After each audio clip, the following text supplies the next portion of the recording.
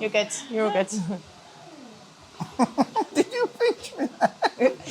Split Ends with Andrew and Olga.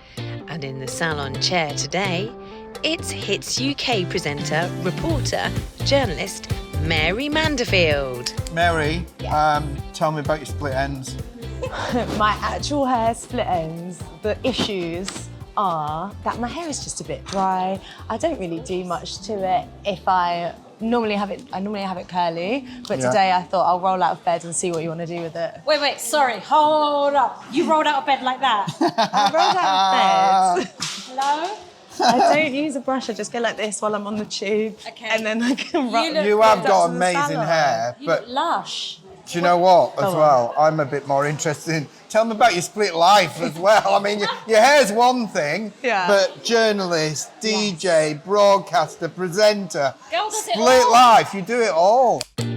Your hair story. I try my hardest. I love my life, and I feel like I grew up around so many people who complained about their jobs, and it was like the norm to be like, oh, another day in the office, or it pays the bills. And I just grew up thinking, I don't want to be that person. That is like my biggest fear as an adult. So I didn't know anyone that worked in media, didn't know anyone that worked in broadcast. And over the past 4 years, I've just fumbled through, found some good mentors. Is it all about the mentor?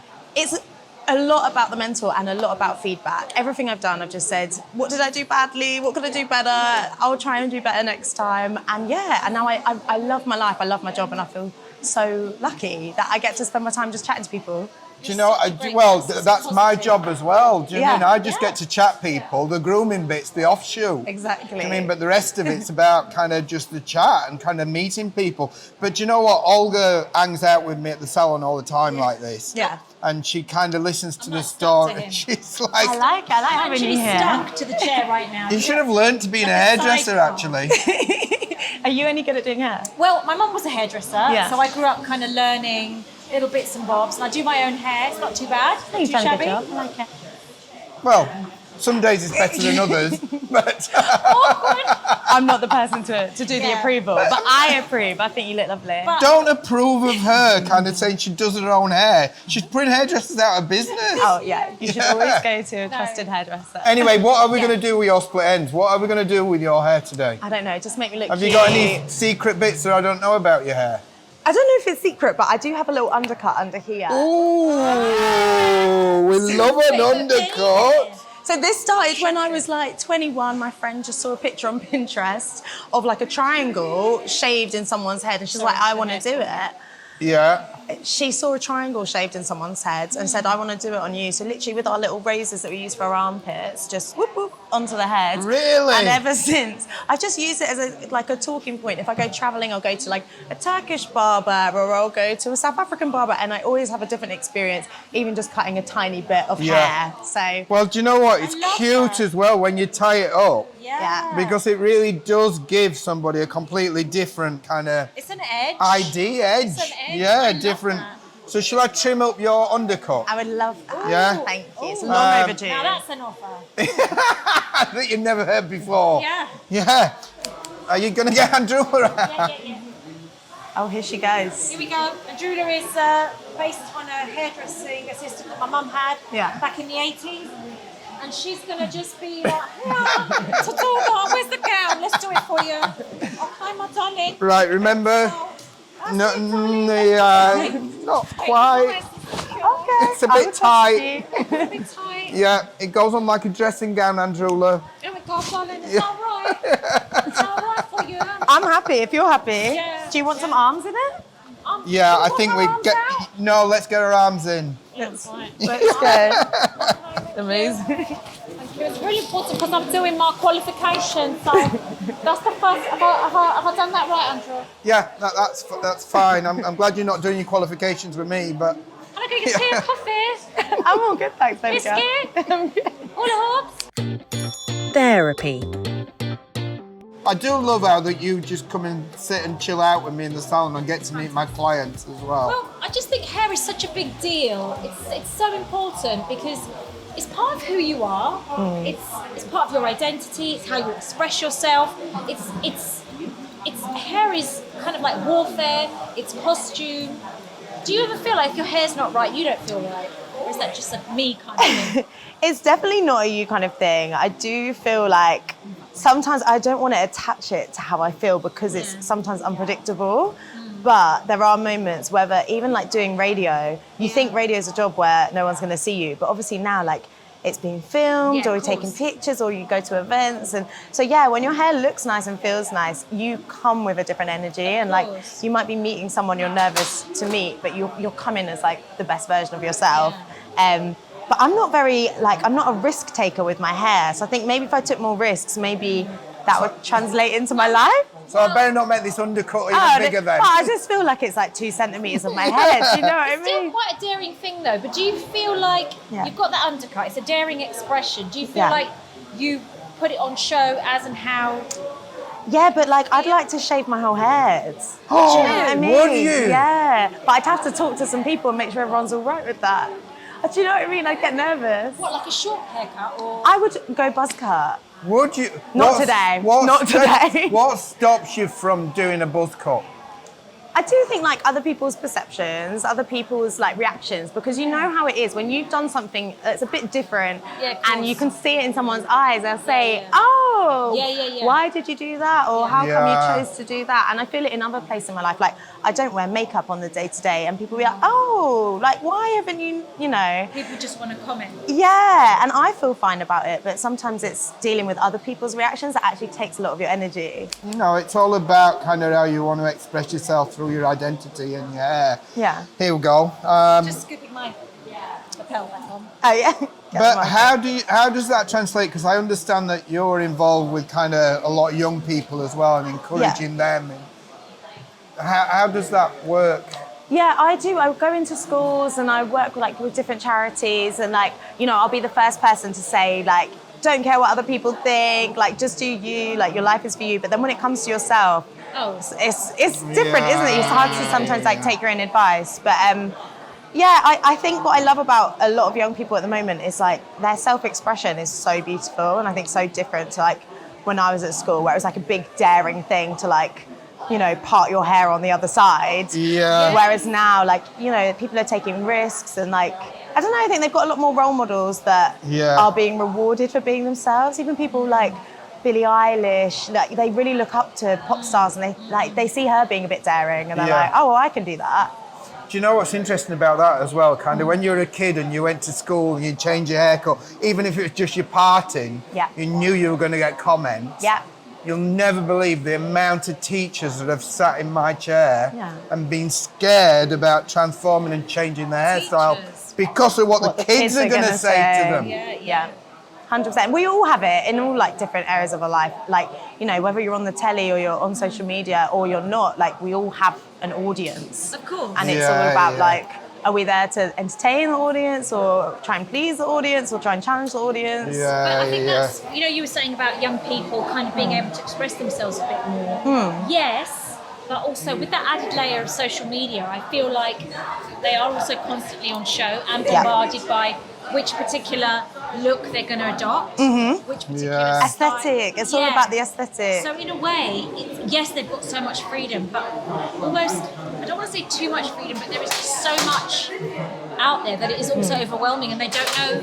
Sometimes just wanting to be themselves is hard because the self that they want to be might not be kind of what they see online. Yeah, 100%. It's like more freedom, but with that, there's more scrutiny. It's just hard. I really feel for people, young, old, everyone. Everyone's kind of going through something. Yes. But I think the best we can do is try and be a good example. And I feel like being a good example is not in your words all the time. It's just how you show up, you just bring yourself. Yeah. And also bringing yourself as you are. You don't have to be okay. You can be not okay and okay on the same day. I woke up this morning, I wasn't feeling particularly confident in myself. I know I come over as quite a confident person, but there are things that I'm going through and I don't feel fantastic. But then I said to myself, well, you can still hold those two things. I can still feel a little bit broken, which I do today, if I'm honest. But I'm also quite joyous. But I can hold both. Yeah. Is there something you do to get yourself in that headspace of actually, even if I'm feeling a bit rubbish, I'm just going to go and do my day and feel all right about it? Well, I curled my hair. Yeah. I said my prayer, and I bought my coffee. Aww. That's a ritual. Yeah. And it's those little things that we've got to really appreciate. Yeah. I do this thing about well-being as well, where every night when I lay down to go to bed, I count 5 things that have happened that day that have given me joy. And it could be having walked the dog. Do you mean it could be that the weather was dry? Because it's those simple things. It doesn't have to be spectacular. Yeah. But it's acknowledging and giving receipt for those things that really helps our kind of mental well-being. In fact, I've taken it to the next level now. Go on. I don't just do 5, I do 10. Okay. And sometimes when you get to number 7, number 8, you're kind of struggling a little bit. Yeah. But then I go, do you know what? The kettle worked. Yeah. And I got hot water for my tea. Yeah. Oh, I love Do you mean? So it's I the love simple things. The treatment.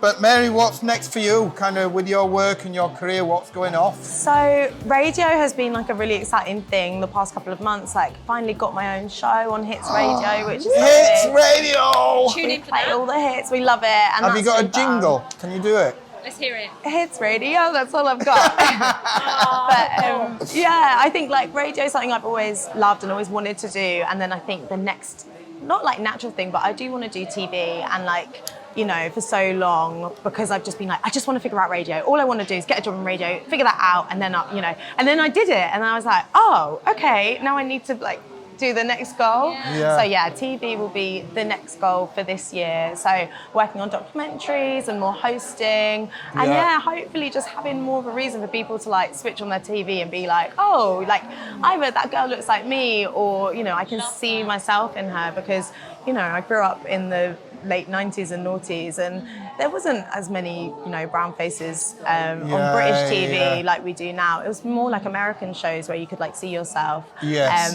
But yeah, I'm glad that has changed so much. Yeah.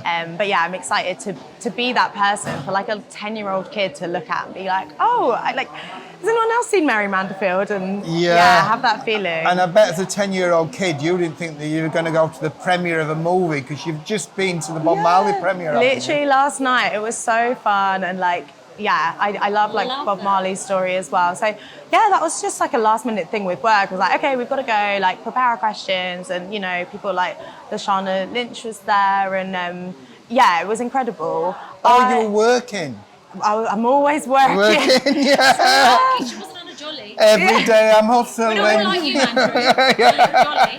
And that's the thing of like working in journalism, was like sometimes really glam, and sometimes like it is glam and it's lovely, but you also need to get the job done. Like you can go to the red carpet events, but if you don't come away with like the responses from celebrities or you know, questions and answers, then you know, you haven't done your job right. So yeah, always got to, you know. You're always on. You're almost always working as a journalist, because you're always keeping your eyes open and your ears open. Yeah. Yeah. You know, So we're going to the Mobo Awards next week, and I've never been there before, so I'm excited for that. But at the same time, you know, there's all these artists in so many different categories that you're going to have to research, find out, you know, what kind of music they're releasing, what they've been up to, what's the gossip, who's dating who, what's the drama, and then you're thinking about how that translates to like the audience who aren't there, and you're like, how do you make this exciting for someone who is sat on their sofa? So yeah, your brain's constantly kind of ticking away. But yeah, when I was younger, you know, I thought there was some secret past to being in a world of media and being in a world of celebrity, and I think like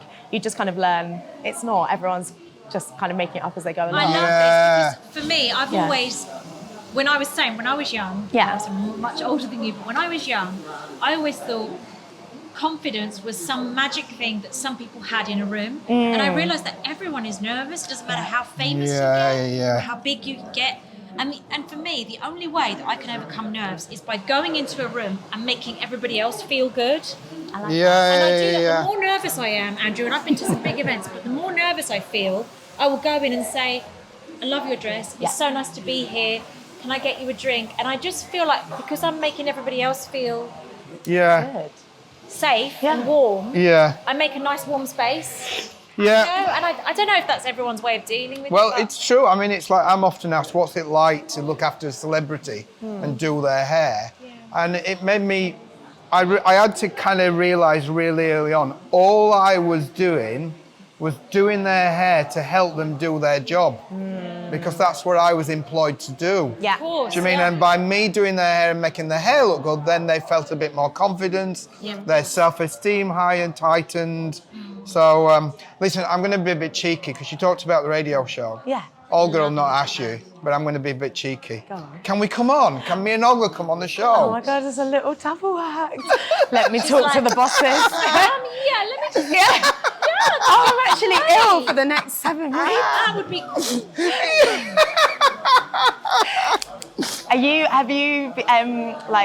Has your mum passed on her hairdressing skills? Oh, I thought you were going to ask her if she'd had any surgery then. What have you had done? Yeah, well, I've actually recently sellotapped my jowls to my ears. I'd like to, but I just think no. No, I don't care about surgery. What's the question? Has your mum passed on any hairdressing skills to you? Get away Yes. from the tongue, by the way. Get away from the tongue. Yeah, it is Very making me sharp. nervous. If you do singe me, Why don't you come over seriously, here? if you do singe me, I will sue you. I bet you've been singed before anyway. I've been singed. Yes, she has. Yeah. From 11 years old, I was in the shop washing the ladies' hair, Oh, nice. scrubbing their hair. Yeah. Hello, you all right, Margaret? Can I get you a cup of tea? Yeah. Yeah, coffee, biscuit. And I saw my mum. She did back in the old days. It was like the back combing, Everything the old was school, big, up everything was high. big. But I Love that. know how to do a blow dry. Nice. Like the old school blow dry, where it's blow dried so beautifully and it stays. Yeah. I know her tips and her tricks for that. I've watched her do hair colours. I've watched her. The main thing I learnt from my mum was not really the hair that she did, but the way that she made people feel in the chair. Like we had men and women from all works of life. I remember there was one customer who had really bad alopecia. Yeah. And this customer was so anxious and nervous about her hair that my mum would really look after her and book her in when she knew no one else was around. And my mum would spend like literally hours on her hair. And it was something I talk about in my Edinburgh Fringe show. She would spend so long on her hair, backcombing it, teasing it, primping it, that by the time she finished, it sort of multiplied. Yeah. And I don't know how my mum did it, whether it was the love, whether it was the backcombing, whether it was the hairspray, but she made that woman feel good. And I saw that it was the time that she spent. Because don't you feel like hairdressers are almost like psychologists? Absolutely. Friends, you know? Such an intimate relationship. And killers with hairspray. It's a dry texturizer, actually. Oh, okay. Can we just get it right? You're either in fashion or you're not. I don't know. I'm out of it. Aftercare. So, Mary, I'm nearly there. Oh my so gosh, your hair looks so it lush. looks pretty, doesn't it? I just like the feeling of someone's hands on your head. Do you? If I Oh my could gosh. pay someone, yeah. Can I just say, Little what head is it, massage. yeah? Oh, Let's it's ask so people, nice. like, are you team, Yeah. touch my hair, baby, Yeah. or team, don't touch my hair? Some people don't like it. If someone touched my hair, I'd be like in heaven, in ecstasy. Yeah. I love having my hair and my scalp to, Yeah, but does it not? Oh, that's it's Disciples. No, no. Disciples. honestly. Is it not dependent on who it is? If it's a stranger Well, or it's like yeah. someone in the office and their hands come towards you like that, I mean, I'm like, yeah, back if off. there's some random person on the tube that starts touching your hair, obviously no. Just go. All right, angels. So, Mary, Yeah. you're feeling gorgeous and glamorous. Amazing. But yeah, tell okay. us, listen. I'm listening. Yeah. Tell us what makes you, how do you kind of keep your well-being together? I have to move. I've got the energy of an 8-year-old child and I need to get it out of me. Yeah. And sometimes like sitting in a radio studio isn't going to do that for Yeah, you. yeah. So I'm just into my sports, my fitness. Last night I went to a gymnastics class with like Gymnastics? 7 girls Oh, I'd cool. never met before. We had a great time. We were roly-polying and cartwheeling.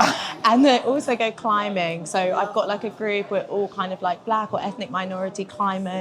And we just hang out. Like, you climb like one of those walls? Yeah, like in a gym? bouldering up Me a and Andrew wall. come. Honestly, get you You're up going there. on your you'll own. I love don't want to it. climb a wall. It is The so roly-poly bit though. yeah, it's so like surprisingly fun because you can only do like one climb and then you have to rest for 5 minutes. So we just sit and chat and gossip. It's probably like being a hairdresser. I think we got some. Oh, you're still filming. I thought you stopped filming. I was just getting up. I'm so sorry. Because I'm so over this. I feel like maybe it's on the same lines of being a hairdresser. You get everyone's gossip, you know, you get some movement in and you walk away, you feel good. So yeah, that's my key to wellness. Well, moving. on that Yeah. line as well, walk away and feel good for the rest of your day. Thank you.